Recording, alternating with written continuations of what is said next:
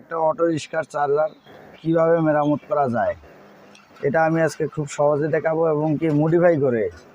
কারণ অনেক সময় আইসি পাওয়া যায় না, যেমন এই যে আইসি, এই আইসি এবং এই আইসি, এই যে এখানকার আইসিটা আর এখানকার আইসি পুড়ে গেছে, এগুলা মার্কেটে পাওয়া যায় না অনেক সময়।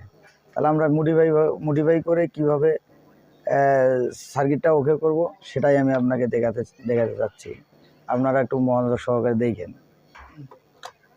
এই যে আমরা এখন একটা KLY নিলাম, এটা মার্কেটে পাওয়া যায়, এটাই আমরা মডিফাই করে লাগে চার্জারটা ওকে করব।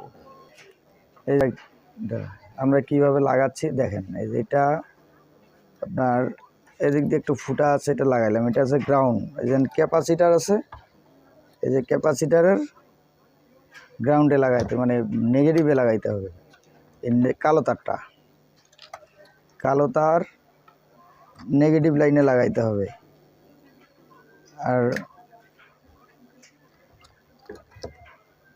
ট্রানজিস্টরের যে মাঝখানে পিনটা আছে, এই যে ট্রানজিস্টর ছিল ওখানে মাঝখানের পিনে পজিটিভ এখানে লাগাইতে হবে।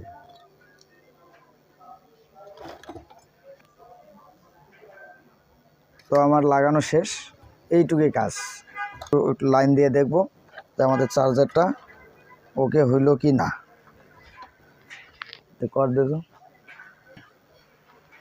এই যে আমরা তারটা কারেন্টে লাগাচ্ছি, দেখি এখন কি হচ্ছে। এই যে বন্ধুরা আমাদের কিন্তু লাইন এসে গেছে, তার মানে আমাদের চার্জারটা ওকে। তো আপনারাও চেষ্টা করবেন, এই ধরনের কাজগুলো নিজেরাই করতে পারবেন, একটু চেষ্টা করলেই হবে।